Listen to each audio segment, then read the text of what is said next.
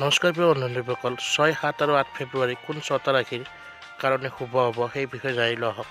বলক তেন্তে ভিডিঅ'টো আমি আৰম্ভ কৰোঁ। প্ৰথম মাঘৰ ৰাশি দুটা হৈছে সিংহ আৰু ধনু ৰাশি। আপোনালোকৰ ৰাজনৈতিক জীৱনত বিশেষ ধৰণৰ সফলতা আহিব। জীৱনত সুখ শান্তি আৰু ভাগ্য বৃদ্ধি হ'ব তথা চাকৰি আৰু ব্যৱসায়ত যথেষ্ট উন্নতি হোৱা দেখা যায়।